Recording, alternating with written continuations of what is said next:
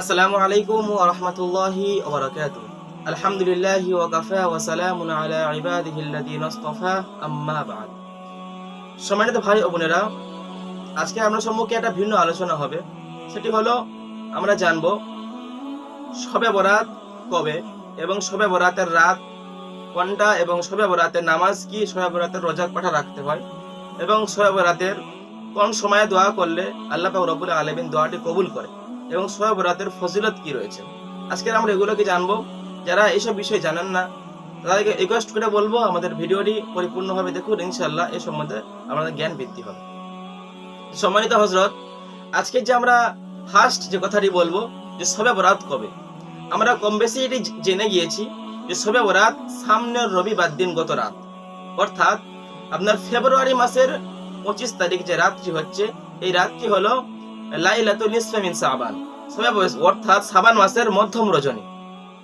তো আমরা এটা বুঝলাম শবে বরাত কবে। এবার আমরা বুঝবো এই শবে বরাতের নামাজ কত রাকাত এবং কি কি। এই শবে বরাতের নামাজ হলো একটি নফল নামাজ, এখানে কোনো ফরজ ওয়াজিব নামাজ নেই এবং কোনো হাদিস থেকে ভিন্ন কোনো উদ্দেশ্য হিসেবে বলা নেই। এই শবে বরাতের নামাজটি হলো আপনি নফল নামাজ দু রাকাত করতে করতে আপনি যত খুশি ইচ্ছা আপনি ততবার পড়তে পারেন। কথা বুঝে এসছে? আমাদের এই শবে বরাতের নামাজ 2 রাকাত করে আমরা নিয়ত করব এবং 2 রাকাত করতে করতে আমরা সারা রাতটি আমরা যতটি পারি 2 রাকাত করে নফল আমরা নামাজ আদায় করব। তো এর সঙ্গে যদি আমরা কিছু স্পেশালিস্ট আমরা আমল পেতে চাই, কিছু সওয়াব পেতে চাই, সেক্ষেত্রে আমাদের প্রথম রাকাতে আমরা ইন্না আনজালনাহু ফি লাইলাতুল কদর এই সূরাটা আমরা তেলাওয়াত করব এবং দ্বিতীয় রাকাতে আমরা যতবার পারবো সূরা ইখলাস পড়ব। সেটা 3 বার হতে পারে, 9 বার হতে পারে, 11 বার হতে পারে, যতবার পারবো আমরা পড়ব। আমরা সূরা ইখলাসের আমরা ফজিলত জানি। বিশ্বনবী সাল্লাল্লাহু আলাইহি সাল্লাম বললেন, যে ব্যক্তি একবার সূরা তেলাওয়াত করলো সে কুরআন শরীফের 3য় অংশ থেকে সে 1 অংশ সওয়াব পাবে এবং যে ব্যক্তি 3 বার তেলাওয়াত করবে অর্থাৎ সেই ব্যক্তি পুরো একটা কোরআন শরীফের সওয়াব পায়। বলেন সুবহানাল্লাহ। তো সম্মানিত হযরত, আমরা নামাজ সম্পর্কে বুঝলাম আমাদের কেমন নামাজ পড়তে হবে এবং সেই রাতটি শুধু নামাজ নয়, যত রকম পারবো আমরা ইস্তিগফার, দরুদ শরীফ, সারা রাত্রি কুরআন তেলাওয়াত করে আমরা কাটিয়ে দেব।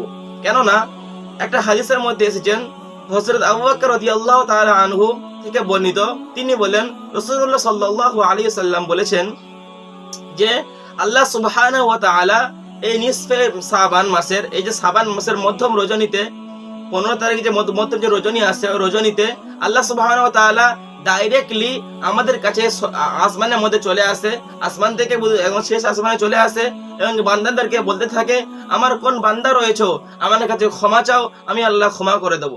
আমার কাছে কোন ইমানদার রয়েছে, কোন কে কি চাও, কার কি দরকার, কার কি প্রয়োজন আমার কাছে চাও, আমি রব্বুল আলামিন তাদের সমস্ত আরজিকে পূর্ণ করে দেবো। কিন্তু এই হাদিসের মধ্যে এসছে দুটো ব্যক্তি কোনোদিন ক্ষমা পাবে না। একটি হলো মুশরিক আও মুশাহিদ, এবং যে হিংসা করে। মুশরিক হচ্ছে গে যারা কাফের, আল্লাহর সঙ্গে শরীক করে, এবং যারা হিংসুক।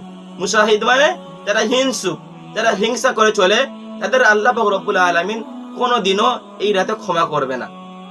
তো যারা আমরা এই হিংসুক ভাবে চলাচল করি বা যারা আমরা আল্লাহর সঙ্গে কোনোভাবে শিরক করে ফেলেছি, তারা আল্লাহর কাছে তওবা তিল্লা করে, আল্লাহর কাছে কান্নাকাটি করে আমাদের গুনাহকে আমরা মাফ করে নেব। কেননা আল্লাহ সুবহানাহু ওয়া তাআলা বলেছেন, কুল ইয়া ইবাদিয়াল্লাযীনা আসরাফু আলা আনফুসিহিম লা তাকনাতু মির রাহমাতিল্লাহ ইন্নাল্লাহা ইয়াগফিরুয যুনুবা জামিআন ওয়াল গফুরুর রহিম। আল্লাহ বলেন, কুল, হে নবী তুমি বলে দাও, কুল ইয়া ইবাদিয়াল্লাযীনা আসরাফু, আমার বান্দারা নফসের উপরে যত জুলুম করেছে, অত্যাচার করেছে, যত রকম গুনাহ করেছে, তারা যেন নিরাশ না হয়ে যায়। কেন? আমি মহান আল্লাহ পাক রব্বুল আলামিন রহমান রহিম। তারা যদি আমার কাছে কান্নার মতো করে কান্না করে এবং তারা তাওবাতুন নাসুহা করে, আমি তাদের সমস্ত গুনাহকে মাফ করে দেব। তো আমরা এই শাবান মাসের মধ্যম রজনীতে আমরা যত যা পাপ করেছি আমরা নিজেদের পাপগুলোকে মোচন করে নেব। দ্বিতীয় নম্বর হলো রোজা রাখার নিয়ম। আমরা রোজা কিভাবে রাখবো? রোজা রাখার নিয়ম আপনাদের রয়েছে। যেই দিন আমাদের শবে বরাত, যেটাকে আমরা শবে বরাত দিন বলি, এই দিন আপনাদের রোজা রাখা মাস্ট, রোজা রাখতেই হবে। একটা রোজা রাখতেই হবে। আর দ্বিতীয় রোজাটি হলো আপনি আগেও রাখতে পারেন এবং পরের দিনও রাখতে পারেন, কিন্তু কখনো কেউ একটা রোজা রাখবেন না। বিধান হলো একটা রোজা রাখা কোনো দিনও চলবে না।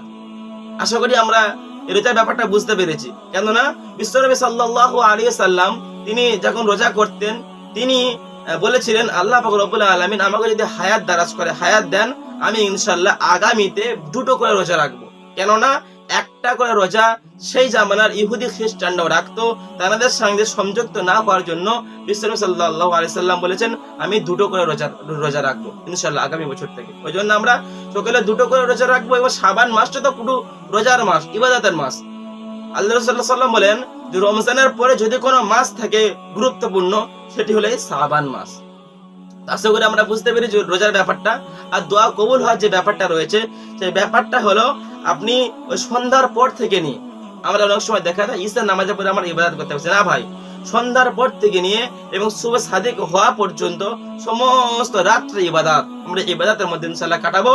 এবং আশা করি আমরা সমস্ত কিছু বুঝতে পেরেছি। এবং বিস্তারিত জানার জন্য আমাদের চ্যানেলটি সাবস্ক্রাইব করে রাখতে পারেন এবং আমাদের কি আপনাদের প্রয়োজন কমেন্টে বলতে পারেন। আশা করি সকলে বুঝতে পেরেছেন। এই ভিডিওটি ইসলামের স্বার্থে, দ্বীনের স্বার্থে যদি আপনি একটা শেয়ার করেন, একটা শেয়ারের বরকতে যদি আপনার কোন একটা বান্দায় এই ভিডিওটি দেখে যদি উপকৃত হয়, ইনশাআল্লাহ আপনি একটা সৎকার সওয়াব পাবেন। তো ওই জন্য ভাই আপনিও দেখুন এবং এই ভিডিওটি বেশি বেশি করে শেয়ার করে পরবর্তীতে আলোচনাটি জানার এবং আমাদের এগুলোকে জানার যেন সাহায্য আমরা সকলে করি। আল্লাহ যেন আমার সকলকে বুঝদান করুক।